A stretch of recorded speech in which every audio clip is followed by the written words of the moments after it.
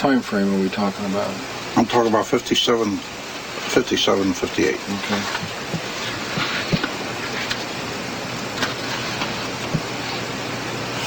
So, and my theory is, now you remember Roswell said that there was a terrific thunderstorm, and it kept lightning and lightning and lightning. I discussed this with Wilbur Smith. It looked like this built up a pillar. And when the UFO came through, one of them must have run into it, and they found that that's the one was at the Roswell Ranch, all the parts. And the other one, I think it came through the time frame, and one was a little bit ahead of the other, and they hit. Now, I have here the time machine. I picked up a trajectory going over 3,000 miles an hour. So I flew out there to look at it. We saw it, and the pilot said, "What is that, Colonel?"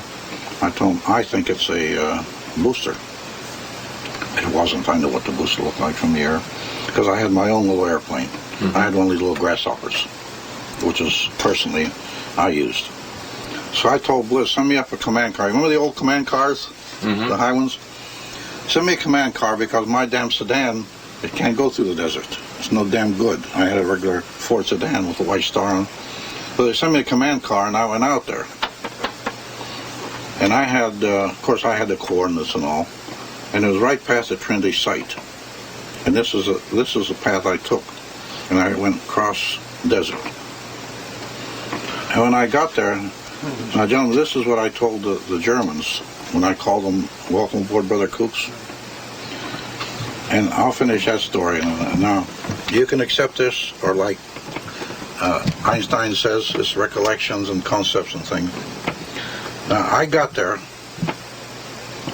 I took equipment with me, measuring equipment, because we use it on our missiles. Stray radar, I took that with me. I took my gun, water bottle, and a compass. And I knew exactly where I was going. And when I got here, I was in the area and I had the coordinates, put my binoculars on, there was nothing there. I saw nothing. I said, "What the hell is this?" I saw something in the airplane yesterday, and all at once, now this is fantastic, you say Corso's crosses marbles, and I thought so too. Something appears there. And I figured, what the hell is that?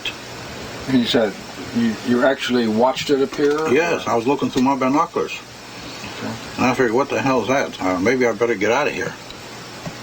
Then it disappeared again. Then it came back on again. So I got a little nerve and went up closer to it. So I figured, I'm not going to get caught in that damn thing. And after all, I'd been a combat officer, you know. And I figured, Jesus Christ, this is beyond me. Am I hallucinating? Did the desert get me? So I got a big rock and put it in where it was, and some sagebrush. I got it back, went back in my thing. It was gone, see. Pretty soon it comes back on again, and then when it went off, I looked, the rock was crushed and the sagebrush was flat. So the next time it came on... How big an item was it? How big? It was like a regular flying saucer, about 30 feet. Was it damaged? No. As if something had happened to it? No, it wasn't damaged at all. So I went up and put my hand on it, and it was smooth, and it was cool. And the desert was pretty damn hot out there in those days. So pretty soon my compass started to spin, and my instruments that we checked the radar started to act up. So I gunned my command car backwards. I got about 100 yards and the engine stalled. And this damn thing took off. And it was made an envelope, like an envelope, went in the envelope and it just folded over it. Disappeared. And I figured, what the hell did I see? Am I getting drunk, hallucinating, or nuts? What the hell was this? The only thing I had tangible was we picked up the trajectory. I called White Sands before, told them I lost an ARCAD. They gave me the same trajectory. Then Holloman picked it up. So, and then it crushed the rock and the sagebrush. So I figured I'm supposed to be a pretty good commander. I have a good record, I better shut my mouth. Right. Because I sure in hell can't explain this to myself, let alone try to hire headquarters with a bunch of lunkheads to let them know. They'll say Corso's drunk. And I had already on my desk orders to take the battalion to Germany, the first one, which is what I wanted. So then no reports were made? Or? Who the hell was I going to make them to? And what would they said about me? And I figured I got to report orders on my desk, command the 1st Missile Battalion in Germany. I'm not going to jeopardize this.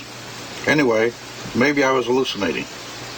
So 3 years later, I'm sitting in my office in the Pentagon, and 2 Germans are with me on my team about alignment of metals, of additive metals.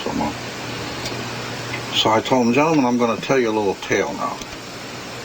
So I asked one of them, I told him the tale, I told one, what did I see? He said, you more likely saw a great thing. He said, he saw a time machine out of synchronization. And I asked the other one, who was an expert on rockets, and I told him, what do you think I saw? He said, by your instruments and all, electromagnetic interference. Something had gone wrong, and they corrected it. And it was possibly a time machine.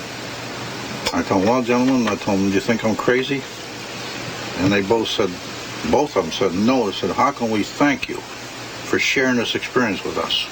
And they were pretty serious individuals, poker face type individuals. You remember their names, the Germans? Well, Hans Kohler was one of them. I forget their names now. Anyway, I'm not going to say their names, Okay. And so they said, you saw. Now, so all I had was their explanation, the German explanation. Now, when I looked through a lot of German documents, they had done experiments on things like this. They did a lot of experiments on these, by the way. They had propulsion systems. One of them put a flying saucer up, a type of saucer up to 12,000 feet. They had this. The Germans were working on this.